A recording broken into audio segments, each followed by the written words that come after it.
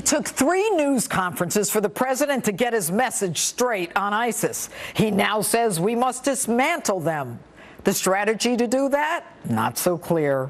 With me now, former U.S. Ambassador to the UN and Fox News contributor John Bolton. All right, Ambassador, we push them back, we destroy them, we manage them, we dismantle them, we degrade them. Is the president in over his head, or doesn't he care, or did I miss something?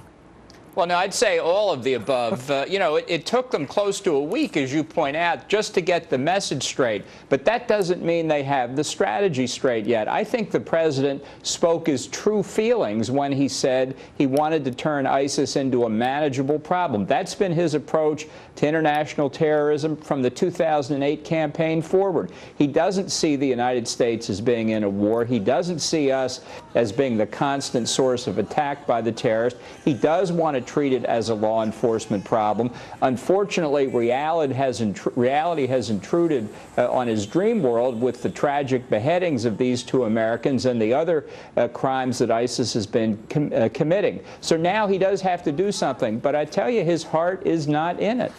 Well, let me ask you this. You know, when you've got all of these messages from the White House, even Dempsey says, you know what, we've got to go into Syria to go after ISIS. And it's almost like the president isn't even on the same page with these guys. Does he talk to them?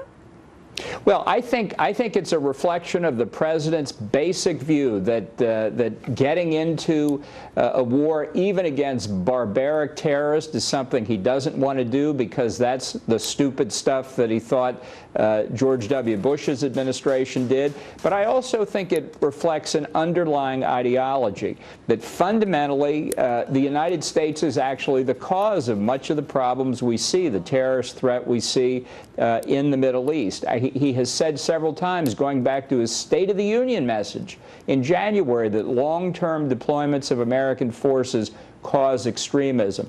Our forces cause extremism. That's the president's view of the United States military. So under that view, you put them back in Syria or Iraq to deal with ISIS, and you're going to encourage more extremism. In other words, we're the cause. We're not the answer to the threat. We're the cause. You know what it sounds like? I mean, even Rouhani from Iran was saying that all of these extremist organizations are really our fault, that we created them. I mean, when our president sounds like what is he, the prime minister of Iran, Rouhani, I mean, then that's scary stuff. But if the White House knew about ISIS for at least a year, then how could they allow it to get to this point?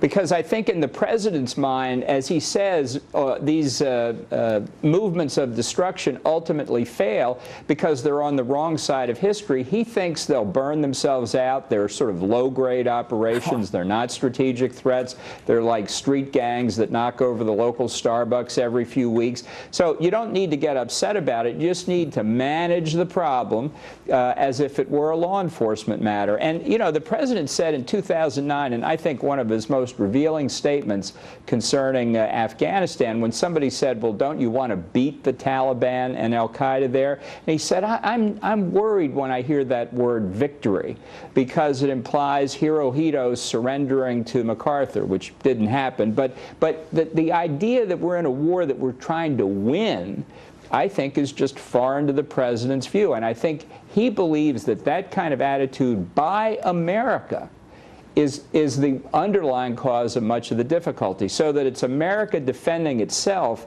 that instigates more terrorist activity against us. And if you believe that, crazy as it is, the rational response is America shouldn't defend itself adequately. And that's why he can't get to the point of saying he really wants to destroy ISIS. All right, Ambassador John Bolton, thanks so much for being with us. Thank you, Janine. And coming up, shocking new details on the threat